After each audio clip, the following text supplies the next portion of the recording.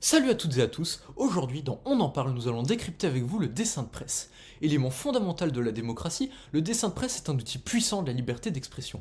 Pierre angulaire sur laquelle repose notre capacité à communiquer nos pensées, nos opinions et à débattre des questions essentielles à la société, la liberté d'expression est souvent considérée comme un droit sacré.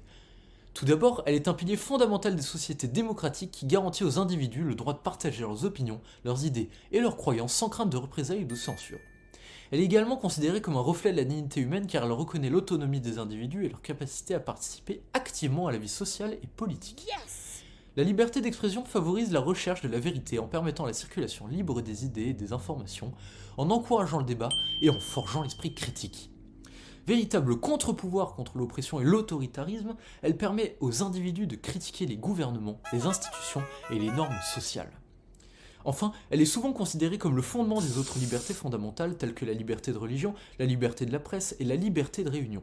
En garantissant les libertés de s'exprimer, on crée un environnement propice à la jouissance de ces autres droits.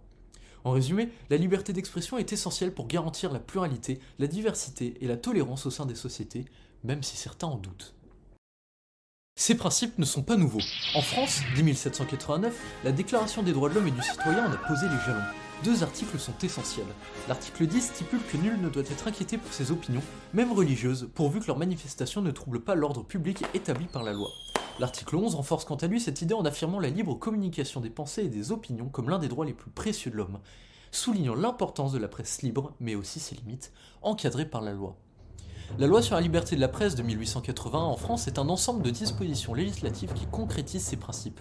Elle protège la liberté de la presse tout en définissant ses limites, telles que la diffamation ou l'incitation à la haine. Ces lois établissent les droits et les responsabilités des médias, des journalistes et des citoyens en matière de diffusion d'informations et d'opinion.